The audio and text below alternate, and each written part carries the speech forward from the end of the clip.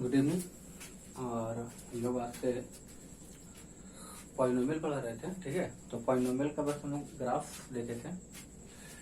और आप लोग जब भी, एक रिक्वेस्ट है कि जब भी आप लोग वीडियो देखें तो ईयरफोन लगा के देखा करें और 240 पे या उस वीडियो को डाउनलोड करने के बाद देखो, ठीक है। तो आपको वीडियो क्लैरिटी नजर आएगा, ठीक है। क्योंकि हमारे पास तो कोई प्रोफेशनल कैमरा है नहीं और कॉर्ड माइक भी नहीं है जिससे मैं वीडियो बनाऊँ। मैं सिंपल एक मोबाइल फोन से वीडियो बना रहा हूँ आप लोगों के लिए। तो चलो ठीक है, थोड़ा सा कष्ट कर लो, डाउनलोड करके देखो, ईयरफोन लगा के देखो। समझो नहीं है, जहाँ पे प्रॉब्लम है ड्राइविंग, हमको व्हाट्सएप कॉल करो, ठीक है। आपको वहाँ पे बताया जाएगा। तो हम लोग क्लास 9 से पॉलिनोमियल देख रहे थे, ठीक है। तो बच्चे एकदम 0 लेवल से स्टार्ट कर रहे हैं, ठीक है। पॉलिनोमियल क्या होता है भाई? पॉलिनोमियल क्या होता है? देखो, पॉलिनोमियल मतलब होता है कि किसी भी अलजेब्रिक एक्सप्रेशन पे जिसका पावर पॉजिटिव हो और सिर्फ वो इंटीजर में हो। पॉजिटिव इंटीजर में ही होना चाहिए बेटा, ठीक है ना फ्रैक्शन ना नेगेटिव, ठीक है। तो पॉलिनोमियल होगा। तो सबसे पहले पॉलिनोमियल में हमको पढ़ना है कांस्टेंट। क्या हो गया? कांस्टेंट पढ़ना है। तो कांस्टेंट मतलब क्या होता है? जिसका वैल्यू फिक्स हो वो। अगर हम आपको 10 रुपीज बोले तो 10 रुपीज ही होगा, ठीक है। वो 11 नहीं हो सकता ना। 2 मैंगो बोले तो मतलब 2 ही मैंगो होगा, 3 मैंगो होगा नहीं, वैल्यू नहीं चेंज करेगा। तो जिसका वैल्यू फिक्स हो,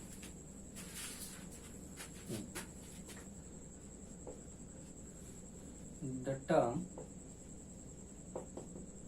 वेयर वैल्यू, इसको लिख लो, समझो कि वैल्यू क्या होना चाहिए? वैल्यू इज फिक्स, ठीक है। जैसे 1 वीक में 7 डेज होता है, ये कांस्टेंट है। ऐसा कोई वीक हो जिसमें 8 डेज हो जाए? नहीं। 1 ईयर में 12 मंथ होता है, ये कांस्टेंट है। ये कांस्टेंट ही रहेगा भाई। ऐसा कोई साल बताओ जहां 13 दिन हो जाए, 13 डेज हो जाए? नहीं ना होगा। तो ये कांस्टेंट है। तो जितना नंबरिक वैल्यू होता है 1 2 3 4 weeks, days in a week,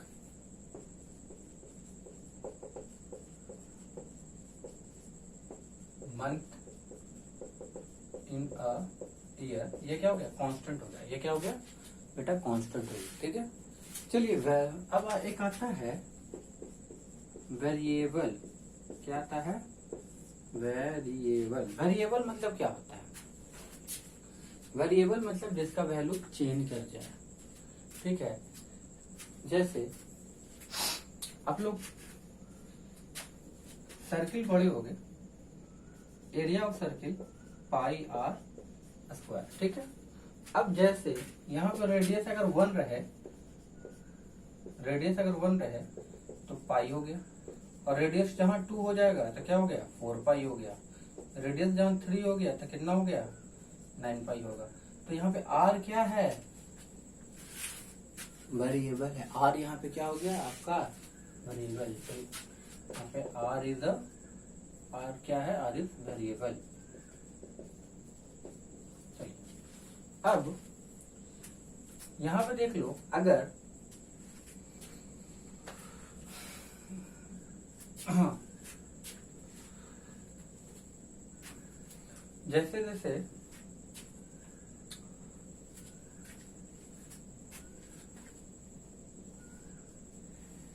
एक और एग्जांपल लिखते हैं। एरिया ऑफ रेक्टेंगल क्या होता है? ए इंटू बी। अगर लेंथ 2 है और बेस 3 है तो क्या हो गया? 6। अगर लेंथ 3 कर दे, बेस 4 कर देता है, एरिया क्या होगा? 12। तो हर बार वैल्यू चेंज करने से क्या होगा? वैल्यू भी, एरिया भी चेंज कर रहा है। तो यहाँ एल और बी क्या हो गया तुम्हारा? वेरिएबल हो गया। एल और बी वेरिएबल हो गया, ठीक है। यहाँ तक किसी को दिक्कत नहीं, यहाँ तक किसी को दिक्कत नहीं होना चाहिए। अब अलजेब्रिक एक्सप्रेशन क्या होता है? अलजेब्रिक एक्सप्रेशन क्या होता है? चलिए, तो पहले हम अलजेब्रिक एक्सप्रेशन देखते हैं। कांस्टेंट वेरिएबल समझ में आ गया होगा आप लोगों को। अब अलजेब्रिक एक्सप्रेशन देखते हैं। क्या होता है अलजेब्रिक एक्सप्रेशन? एकदम बच्चा वाला चीज है, ध्यान से देखना है। अलजेब्रिक एक्सप्रेशन, ठीक है। अब वेरिएबल और कांस्टेंट को, वेरिएबल और कांस्टेंट को प्लस करके लिखें या माइनस करके लिखें या इनटू करके लिखें या डिवाइड करके लिखें, वो एक अलजेब्रिक एक्सप्रेशन बनेगा। ठीक है, देखिए कैसे।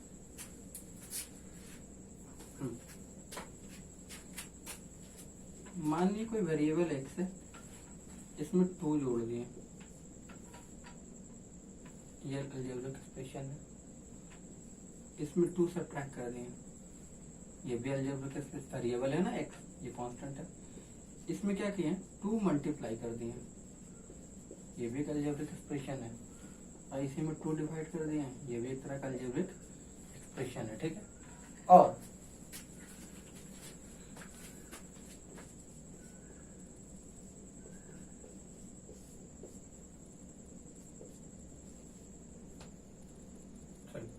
एक तरह का अलजेब्रिक एक्सप्रेशन।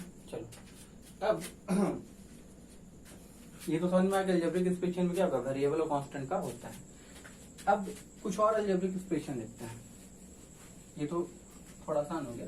ये देख लेते हैं, x square plus x plus 3, ये भी एक तरह का अलजेब्रिक एक्सप्रेशन है। X cube minus x square minus x minus 1, ये भी एक तरह का अलजेब्रिक एक्सप्रेशन है।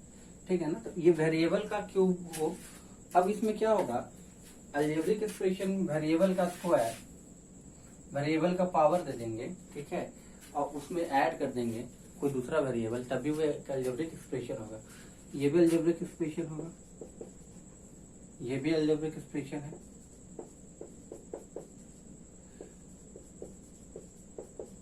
ये भी तरह का अलजेब्रिक एक्सप्रेशन है। ठीक है, तो अलजेब्रिक एक्सप्रेशन पहचान लोगे। हाँ, अब इसको यहां पे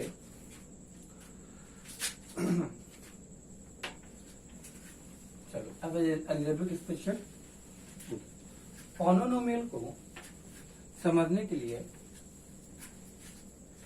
आपको किताब में से एक टर्म लिखा रहेगा, fx equal to a0 x0 a1 x1 a2 x square a3 x cube, ये बढ़ते जाएगा an x का पावर n। ठीक है, ऐसे लिख देगा। एक तरह का पॉलिनोमियल है, ये एक तरह का पॉलिनोमियल है। ठीक है, ठीक, ये एक डिफिनेशन होता है, इसी से पॉलिनोमियल को स्टार्ट किया जाता है। ठीक है, तो पहला देख लेते हैं।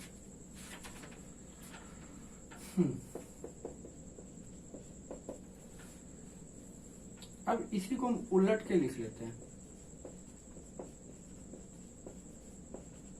देखिए 0 था, 1 था, x का पावर 0, x का पावर 1, x का स्क्वायर, x का क्यूब। और यहाँ पे क्या होगा, यहाँ पे फिर लिख लो, where a0 a0 where a0 a1 a2 a3 up to an r क्या है, कांस्टेंट है। an क्या है, कांस्टेंट है।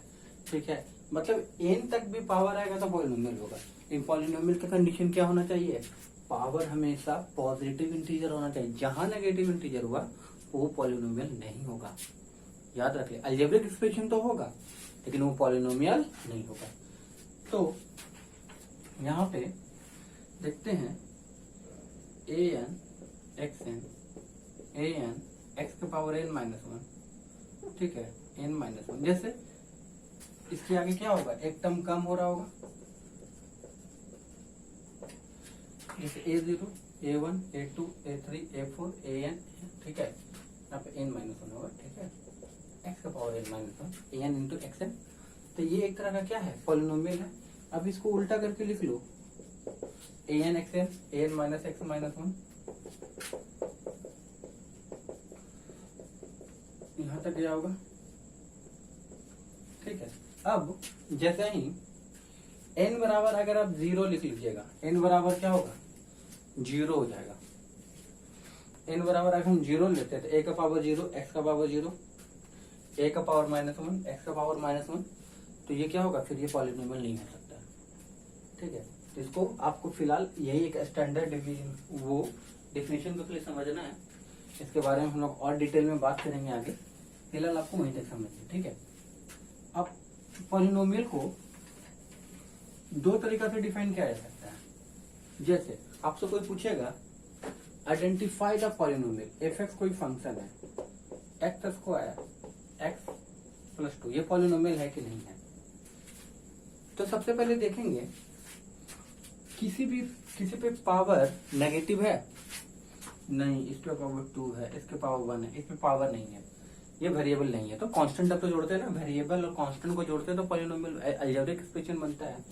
और ठीक है, और अलजेब्रिक एक्सप्रेशन में अगर पावर सिर्फ पॉजिटिव हो, पॉजिटिव मतलब 2, 1, अगर ऐसा नहीं कर दीजिएगा, -2 एक्स का पावर 3 कर दे और ये 2x कर दे, यहाँ पे 4 कर दे, ठीक है। अब इन दोनों में कोई बोलेगा नहीं कौन पॉलिनोमियल है कौन पॉलिनोमियल नहीं है। तो पॉलिनोमियल का डिफिनेशन होता है कि एक्सप्रेशन में कभी भी पावर जो होगा वो नेगेटिव में नहीं होगा।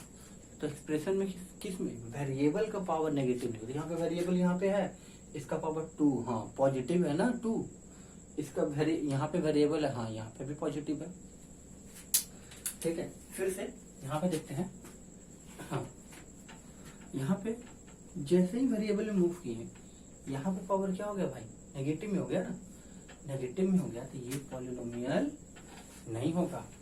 अब ये पूछेगा ये पॉलिनोमियल है कि नहीं सर,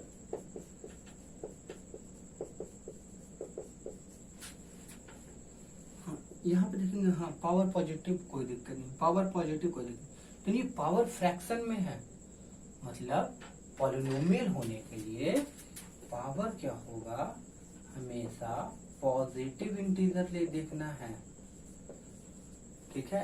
अगर पावर नेगेटिव इंटीजर हो गया तो पॉलिनोमियल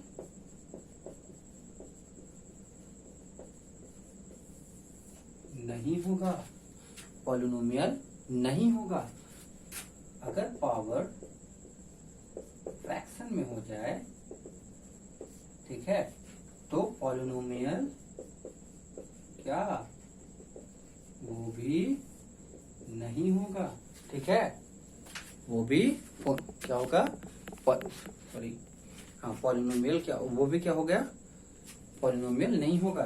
तो आपको आइडेंटिफाई करने के लिए सवाल देगा कि बताइए ये पॉलिनोमियल होगा कि नहीं होगा। तो कुछ सवाल हम करते हैं, है कि नहीं, उसके बाद आगे बढ़ते हैं, ठीक है। आशा करते हैं कि आपको यहाँ तक समझ में आ रहा होगा। चलिए, एफ एक्स बराबर एक्स का स्क्वायर एक्स का पावर क्यूब एक्स का प्लस 4, हाँ ये पॉलिनोमियल है कि नहीं है। तो हम लोग सबसे पहले वेरिएबल मूव करेंगे, एक्स का स्क्वायर पॉजिटिव पावर, एक्स का पावर 1 पॉजिटिव, एक्स का पावर 3 पॉजिटिव, ये +4, हाँ होगा, ये क्या होगा, पॉलिनोमियल होगा। लेकिन ये पॉलिनोमियल होगा कि नहीं होगा, एक थोड़ा सा स्टैंडर्ड सवाल है, थोड़ा सा दिमाग लगाना, ये पॉलिनोमियल होगा कि नहीं होगा। तो अब ए में ऑप्शन देगा यस, बी में नो, सी में मे बी और मे नॉट बी, ठीक है, ठीक है। डी कोई ऑप्शन नहीं, चलो ठीक है, एबीसी में देख लेते हैं। तो एक चीज देखिएगा, पावर पे जब भी पावर होता है तो मल्टीप्लाई हो जाता है। देखिए 2 का पावर 2 है और इस पे पावर 5 है, तो ये दोनों मल्टीप्लाई होकर 2 का पावर 10 हो जाएगा, ठीक है। 3 का पावर 4 है और इस पे पावर 3 है, तो 3 का पावर क्या हो गया, 12 हो जाएगा। इस तरह 6 का पावर 1/2 है और यहाँ पे 4 है, तो 6 का पावर 1/2 इंटू 4 कट के क्या होगा 2, तो 6 का पावर 2। ठीक, तो पावर पे पावर क्या होता है, मल्टीप्लाई हो जाता है। आप इसी को देख के डायरेक्ट बोल दीजिएगा कि सर ये पॉलिनोमियल नहीं होगा। लेकिन पहले इसको देख लेते, थोड़ा सा तो दिमाग लगाना पड़ेगा। 3 से 3 कैंसिल आउट हो गया, देखिए कितना बचा, 1 बचा।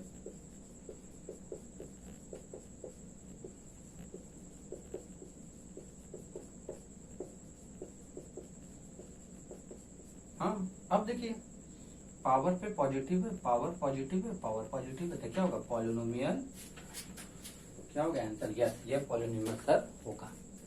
ठीक है, एक सवाल और देखते हैं इसी टाइप का पहचानने के लिए। आशा करते हैं आपको यहाँ तक समझ में आया होगा। एक और सवाल है, f(x) बराबर √x का स्क्वायर क्यूब रूट का क्यूब और x स्क्वायर, और यहाँ पे ले लेते हैं 3। ये पॉलिनोमियल होगा कि नहीं होगा? तो देखिए square root cancel, x power पे पावर क्या होता है, मल्टीप्लाई हो जाता है ना। तो देखिए कट के क्या हो रहा है 1, मतलब x का पावर फिर से 1 आ गया और ये 3 आ गया, तो क्या होगा ये 2x + 3। ये पॉलिनोमियल है? बिल्कुल है सर, पॉलिनोमियल पहचान लेंगे इससे हम लोग। पॉलिनोमियल होगा कि नहीं होगा, इसमें तो कोई दिक्कत नहीं होना चाहिए। हाँ, एक और सवाल देखते हैं पॉलिनोमियल का कि होगा कि नहीं होगा। ठीक है, ये लास्ट सवाल है, f(x) बराबर x³ x² x + 4। अब नीचे भी एक x आ गया, नीचे भी एक x आ गया। ठीक है, अब ये पॉलिनोमियल होगा कि नहीं होगा? सिंपल में तो हो, पता चल गया। तो पहले डिवाइड करते हैं, सब में अलग अलग डिवाइड करते हैं।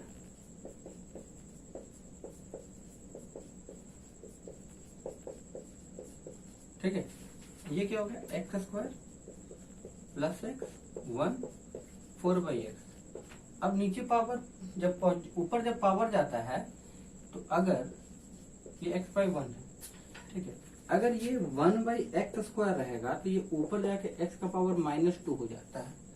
1/x³ होगा तो ऊपर जाके ये पावर x का पावर -3 हो जाएगा। 1/x का पावर n रहे तो क्या होगा x का पावर -n, और 1/x का पावर 9 रहेगा तो ऊपर जाके क्या होगा x का पावर -9 हो जाएगा।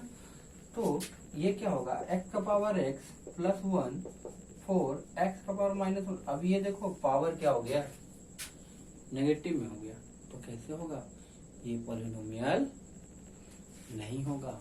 ये पॉलिनोमियल होगा, फिर ये पॉलिनोमियल नहीं होगा। मैंने आपको क्या करना है कि कुछ ऐसा ऑपरेशन करके दे दिया जाएगा, आपको पहचानना है कहने लेकिन इतना आपसे नहीं पूछेगा। ठीक है, जितना मैंने बता दिया ये बस समझाने के लिए इतना दे दिया आप लोगों को।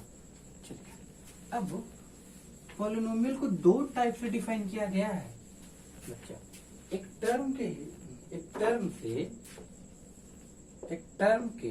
टर्म से और दूसरा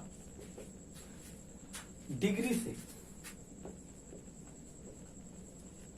पॉलिनोमियल को 2 तरीका से डिफाइन किया गया है, पहला टर्म के हिसाब से और दूसरा डिग्री के हिसाब से। चलिए टर्म के हिसाब से देखिए। ठीक है,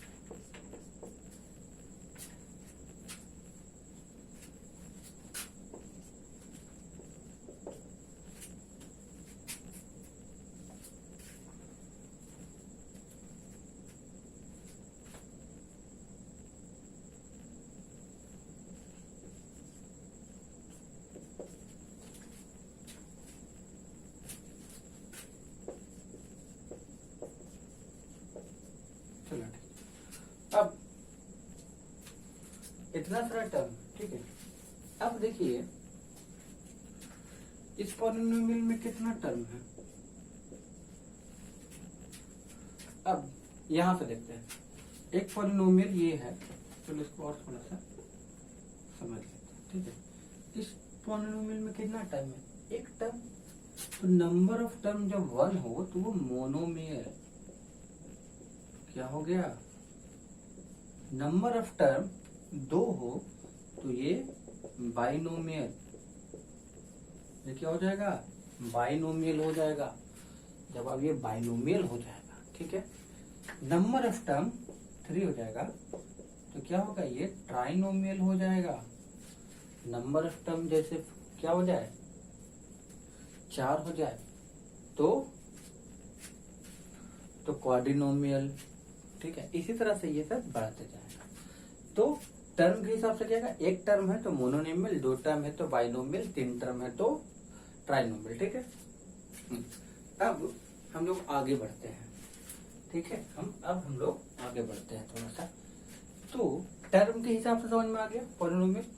अब हम लोग डिग्री के हिसाब से देखेंगे, ठीक है। डिग्री के हिसाब से अगर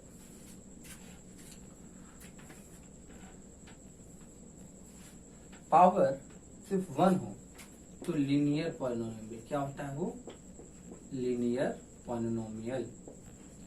यहाँ पे पावर क्या 1 है तो ये भी लीनियर पॉलिनोमियल। पावर 2 है क्वाड्रेटिक पॉलिनोमियल, पावर 3 है क्यूबिक पॉलिनोमियल, पावर 4 है तो बाइक्वाड्रेटिक पॉलिनोमियल। पावर 4 है तो बाइक्वाड्रेटिक पॉलिनोमियल, पावर 4 है तो बाइक्वाड्रेटिक पॉलिनोमियल, ठीक है। यहाँ तक आपको समझ में आशा है कि आपको यहाँ तक कोई दिक्कत नहीं होगा, यहाँ तक आपको समझ में आ गया होगा, ठीक है। तो अगर दिक्कत होगा तो व्हाट्सएप पे ऑडियो मैसेज भी भेज सकते हैं। आगे बढ़ते हैं पॉलिनोमियल में ही आगे बढ़ते हैं हम लोग और देखते हैं अगला टर्म। पॉलिनोमियल हम देखें क्या होता है, वो पॉलिनोमियल का डेफिनेशन देख लिए, ठीक है। पॉलिनोमियल में फिर सबसे पहले क्या होता है, कांस्टेंट पढ़ लिए, वेरिएबल क्या होता है, ठीक है ना। पॉलिनोमियल को पहचानना जान गए।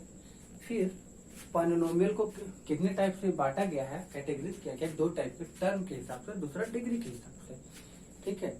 अब कोई भी पॉलिनोमियल हो, ठीक है, आपको एक सवाल दिया जाएगा, फाइंड f1 f2 f3 ऐसे करके लिख दिया जाएगा और ऐसे करके एक सवाल दिया जाएगा, fx बराबर x स्क्वायर x प्लस 1। अब आपको f1 का वैल्यू डालना है तो x की जगह क्या कीजिएगा, 1 पुट कर दीजिएगा, तो 1 का स्क्वायर 1 प्लस 1 क्या हो गया, यहाँ पे 3 हो गया। अगर 2 पूछेगा तो क्या करेंगे, f2 तो 2 का स्क्वायर प्लस 2 प्लस 2 का स्क्वायर क्या होगा 4, 2 प्लस 1 तो 6 प्लस 1 क्या होगा 7। तो f1 f2 f3 अगर ऐसा सवाल दिया जाए तो आप लोग बना लोगे, ठीक है। तो ऐसे करके कुछ सवाल दिया जाएगा तो वो भी कर सकते हो। फिर हम लोग देखते हैं फाइंड द जीरोस, ठीक है। कहाँ पे पॉलिनोमियल का, ठीक है, जीरोस क्या होता है इसमें वो देखेंगे, ठीक है। हाँ, तो जीरोस ऑफ ए पॉलिनोमियल, आपको बोलेगा जीरोस ऑफ ए पॉलिनोमियल, ठीक है।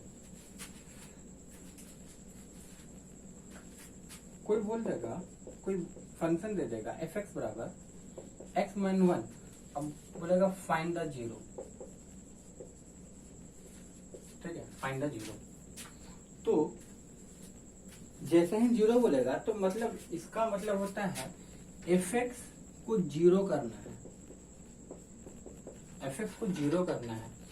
तो x के किस वैल्यू पे जीरो होगा, तो f(x) कहाँ पे x माइनस 1, तो x माइनस 1 इक्वल टू 0, तो क्या होगा x बराबर 1। अगर यही दिया रहता, फिर से बोलता find the zero f x बराबर एक्स का स्क्वायर माइनस 9, फिर बोलेगा फाइंड द जीरो, तो एफ एक्स को फिर से जीरो करना है, तो क्या होगा एक्स का square minus 9 equal to zero, x का स्क्वायर बराबर 9, ये क्या हो गया स्क्वायर है तो रूट ले आएगा तो क्या हो गया 3, तो एक्स के 3 वैल्यू पे जीरो हो जाएगा। देखिए यहाँ पे 3 पुट कीजिए, ये जीरो हो रहा है, हाँ, तो जीरो का आंसर कितना हो जाएगा 3 हो जाएगा। जीरो मतलब ऐसा वैल्यू है एक्स का जो इसको जीरो कर दे, ठीक है। चलिए अगर एफ एक्स बराबर एक्स स्क्वायर 2x प्लस 1, अब बोलेगा फाइंड द जीरो, तो एफ एक्स को जीरो करना है ना। चलिए एक्स का कौन सा वैल्यू के लिए जीरो हो जाएगा, तो ये देखिए एक्स प्लस 1 का होल स्क्वायर है, चलिए यहाँ पे लिख लेते हैं x square plus 2x plus 1 equal to zero, तो एक्स प्लस 1 का whole square equal to zero है, x plus 1 equal to zero, तो एक्स बराबर क्या हो गया -1 हो गया। चलिए फिर से f x equal to zero है, ठीक है। एक और सवाल देगा find the zero f x बराबर एक्स स्क्वायर माइनस चलो x square plus 7x plus 10, अब इसका जीरो निकालना है, तो ये तरह का फैक्टराइजेशन क्लास 8 में पढ़े हो, क्या होता है इसका मल्टीपल 10 होना चाहिए और इसको ऐसे जोड़ घटाएं कि ये 7 आ जाए।